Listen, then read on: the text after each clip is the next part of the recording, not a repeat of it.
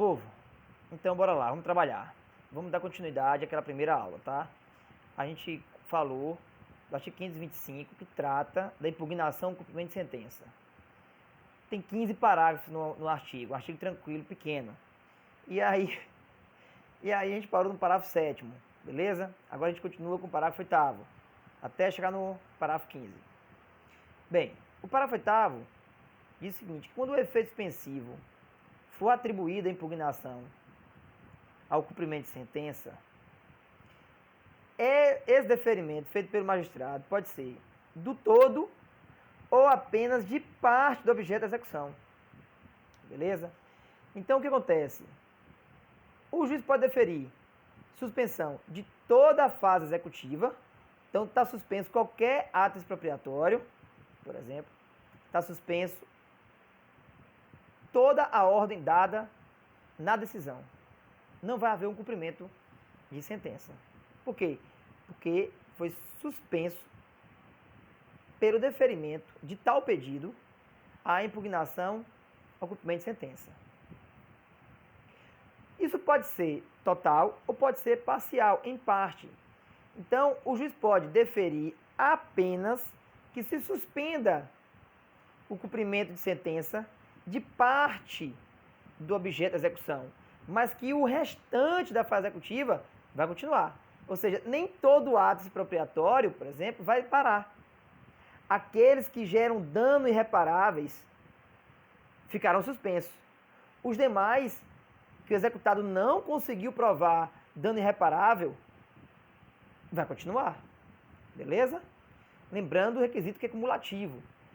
Além de provar o dano de difícil reparação ou irreparável, o executado também deve provar, ao pedir o efeito suspensivo à sua impugnação, tem que botar lá o depósitozinho, tá? Ou oferecer algum bem à penhora, ou fazer um depósito, ou prestar uma caução, beleza? Só para relembrar que a gente já viu isso na outra aula.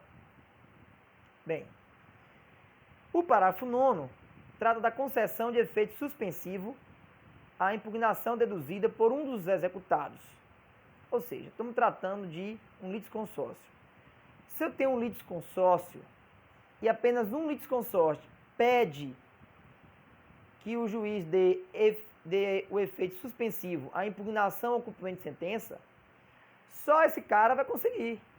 Os demais litisconsórcios ficam sem.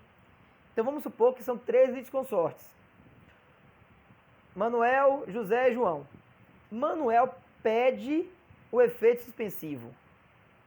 Ele mostra que a fase executiva vai gerar um dano a ele e garante o juízo. Beleza? Presta a caução, faz um depósito. Ele pode conseguir o deferimento e só a ele esse deferimento vai atingir. Então, só Manuel se deu bem. Só em relação a ele não teremos o cumprimento de sentença. Por quê? Porque está suspenso. Já os outros dois não. Os outros dois sofrerão o cumprimento de sentença. Vão ter que pagar a quantia certa. Beleza? Ou sofrer os atos expropriatórios. Então o parágrafo não diz isso. Que a concessão de efeito suspensivo, a impugnação feita por um dos executados, não suspenderá a execução contra os que não impugnaram. Porque aí é o seguinte, é exclusivamente a quem impugnou, a quem pediu. Tá bom? É aquele ditado, né? O direito não acolhe a quem dorme. Sim, aí vem uma questão. E se eu, litisconsórcio, eu sou José, litisconsórcio de Manuel e de João, eu também pedi, junto com o Manuel pediu dele, eu pedi o meu. Pedimos efeito suspensivo à nossa impugnação. Beleza. Significa dizer que o juiz vai dar para os dois? Vai conceder para os dois? Não. Pode ser que ele se convença dos fundamentos de Manuel, que realmente há um perigo de dano, e não se convença dos fundamentos que José ou João fizeram. de que há um período de dano. Beleza? Então, se uma parte pede e as outras não, em litisconsórcio, se uma pediu efeito suspensivo de impugnação e as outras não, só ela vai se beneficiar, que vai se beneficiar. Se as outras partes pediram, o juiz vai analisar o fundamento de cada uma delas. Ele pode acolher ou rejeitar. Beleza? Ou pode ser que ele acolha o fundamento de perigo de dano, mas a parte não garantiu o juízo. O juiz não vai conceder. Ou garantiu o juízo, mas o juiz não se convenceu dos fundamentos. O juiz não concede.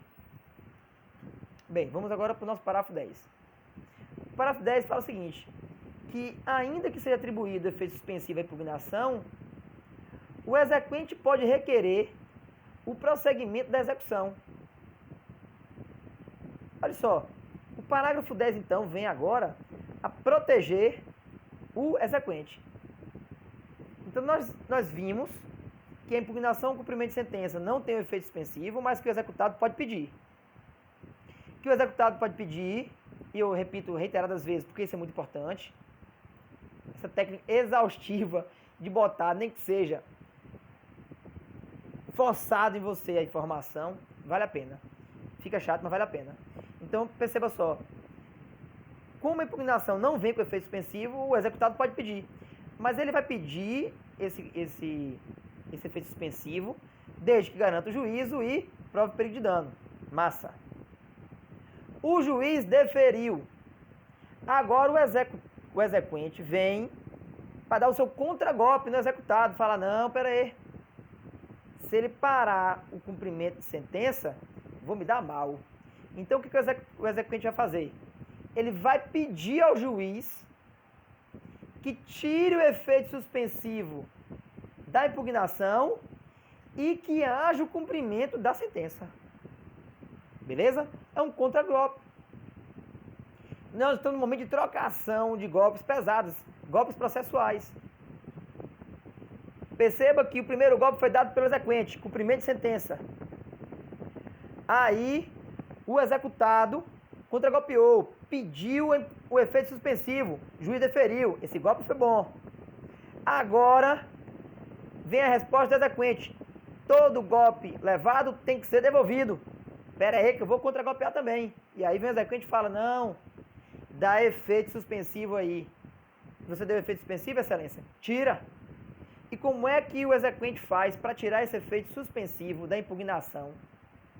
Bem, aí ele vai ter que prestar uma caução suficiente e idônea e que será arbitrada pelo juiz. O exequente fala, ó, eu vou prestar uma caução, arbitrei o juiz, aí o juiz arbitrou, valor de X, aí o exequente, pá, presta a caução. O exequente, prestando a caução, agora perde-se o efeito suspensivo da impugnação e nós vamos ter o cumprimento de sentença. Vai ter que pagar. O executado vai ter que pagar. Beleza? Bem, vamos agora para o parágrafo 11. As questões relativas a fatos supervenientes ao término do prazo para a apresentação da impugnação. Beleza? Assim como aquelas relativas à validade, adequação de penhora, avaliação e qualquer ato executivo que vier pela frente. Podem ser arguídas por simples petição, tendo executado, em qualquer dos casos, o prazo de 15 dias para se contrapor. Isso é o quê? Nós teremos medidas expropriatórias. Você pode perceber que quando eu vou falando do assunto, eu vou falando sempre de medidas expropriatórias. E o executado pode impugnar essas medidas expropriatórias.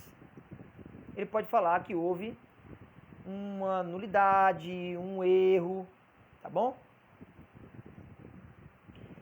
Agora, o que importa pra gente mesmo, do 525, eu considero assim muito importante, e a doutrina muito discutiu, o Supremo já se bateu muito em relação a isso, até mesmo antes de vir pelo Código, para esse novo Código, são os parágrafos 12, 13, 14 e 15 do Código de Processo Civil.